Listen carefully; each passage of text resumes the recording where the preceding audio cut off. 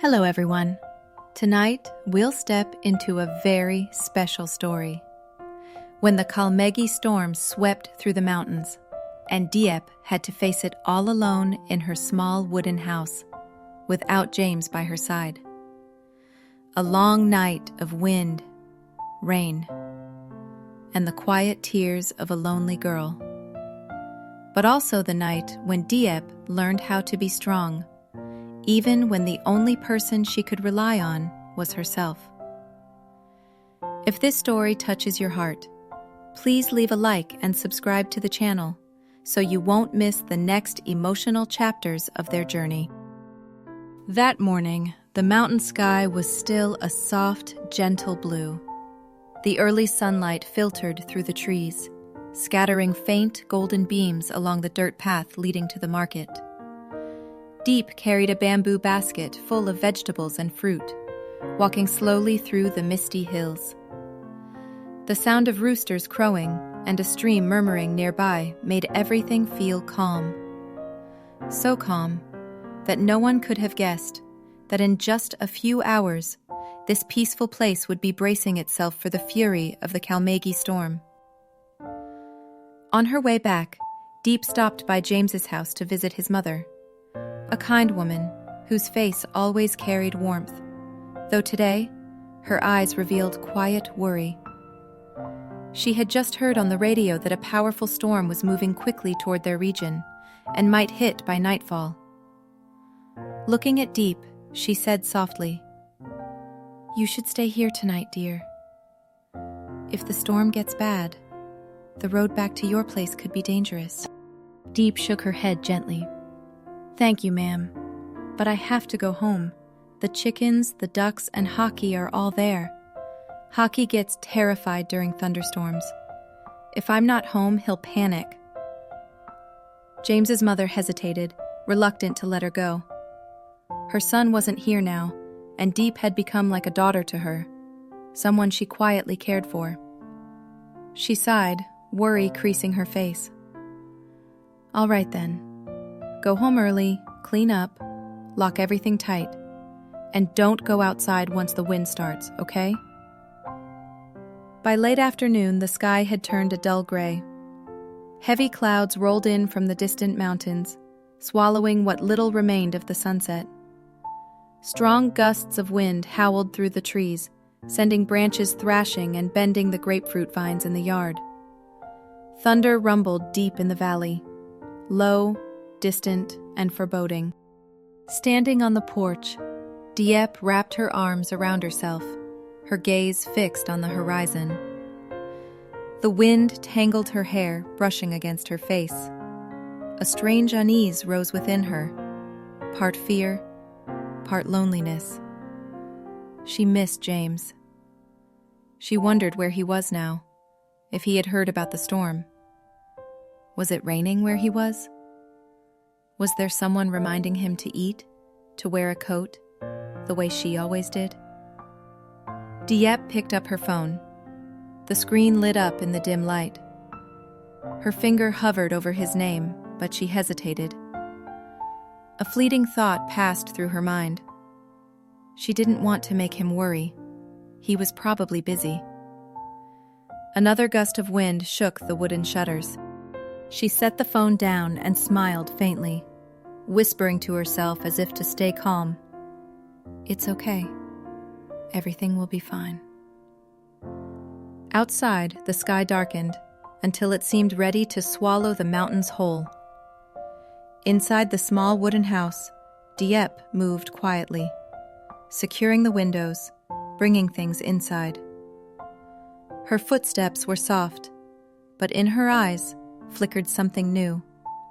The quiet strength of a woman about to face a long, lonely night in the heart of the storm. Diep hurriedly ate a bowl of cold rice, then rolled up her sleeves and ran out into the yard.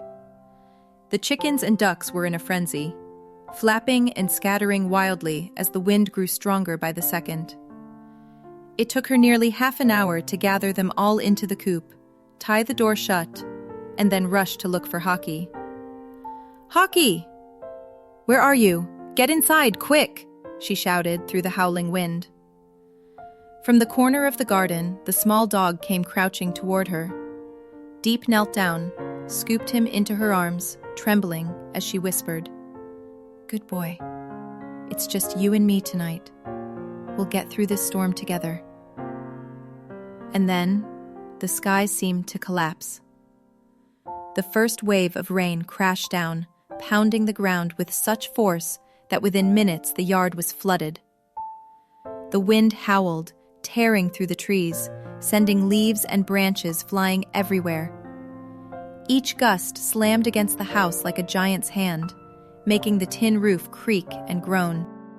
The ducks quacked in panic, the chickens clucked restlessly in the coop, and the wind screamed through the cracks in the door, all of it blending into a chaotic symphony of nature's fury.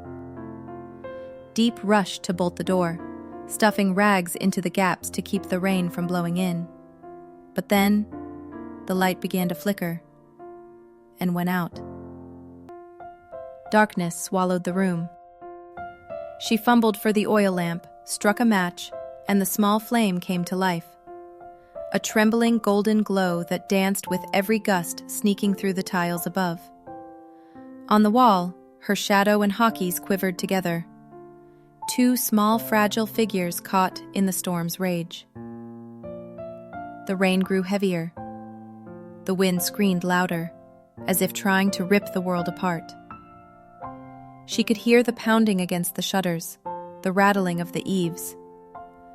"Please, don't fall apart," she whispered, eyes fixed on the ceiling. Hacky, terrified of the thunder, curled under the bed, his brown eyes wide with fear. Every time thunder roared, he shivered uncontrollably, and Diep would pull him close. "It's okay, I'm here," she whispered, her own voice trembling with each crash of the storm. Outside, the Kalmaegi typhoon roared on, the wind battering against the wooden walls, the roof trembling under the storm's relentless strength. Time slowed to a crawl. Each minute felt like an hour, and in that endless stretch of night, Diep thought of James, the man who had always stood between her and the storm. But tonight, he was far away. There was no one to tell her it would be all right. No one to hold her when the thunder broke the silence.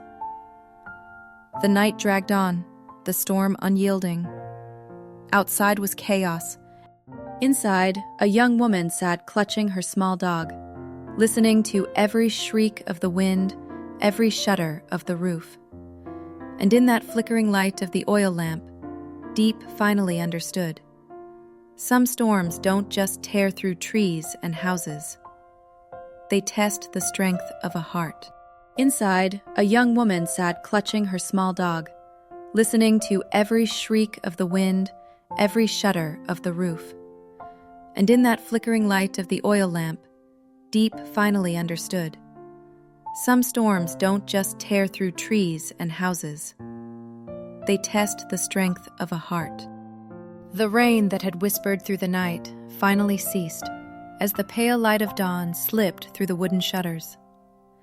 Diep opened her eyes after a restless sleep, her head still heavy from staying awake most of the night to watch over the house. Hockey was curled up beside her, twitching now and then at the sound of branches snapping outside. She listened for a long while. No more howling wind, no more rattling roof. Only the soft dripping of water falling from the eaves onto the damp earth. Taking a deep breath, Diep slowly opened the door and stepped outside. The air after the storm carried the smell of wet soil and fallen leaves. The sky was still overcast, thick gray clouds clinging to the mountaintops. Everything looked as if it had survived a long battle. Branches scattered everywhere, sheets of tin lying across the yard, and the grapefruits that had been close to harvest now littered around the base of the trees. She moved slowly, gathering broken branches, sighing quietly. Thank goodness. At least everything's still here. The house is safe. The small wooden house still stood firm after the storm, though the porch roof had shifted slightly. The ropes she had tied the tin sheets with last night were still holding. A wave of gratitude filled her chest, not just because the house had endured, but because she had too. Hockey ran around the yard, barking softly as if greeting the morning. Diep bent down, stroked his head and smiled. "It's over now. We did well, didn't we?" She went back inside and placed the kettle on the stove. The golden glow of the fire reflected off her tired but peaceful face.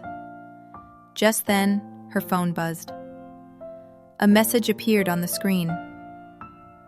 "My girl, are you all right?" The storm must have knocked out the signal. "I've been trying to call you since last night." Her heart fluttered. She looked at the message, warmth spreading through her chest. Typing quickly, she replied, "I'm okay now. The storm has passed." Outside, the first light of morning broke through the clouds, shimmering over raindrops still clinging to the leaves. The mountains loomed softly in the mist, as though the whole world had been washed clean after the night's fury. Diep stepped out onto the porch and gazed into the distance. A faint smile curved her lips. Not just because the storm was over, but because she knew she had learned how to be strong, even when standing alone. Last night, she had been afraid, fragile. But this morning, she stood tall, breathing, smiling. The storm outside might have passed, but the one within her heart had finally begun to fade. There are storms that come not just to tear down trees and leaves, but to teach us how to stand tall, even when we are alone. Last night, Diep faced the tempest with all the courage and calm her heart could hold. And this morning, as sunlight peeked through the rain-soaked branches, she smiled, knowing that every storm eventually passes, as long as there's still light within one's soul. But will James make it back after that storm?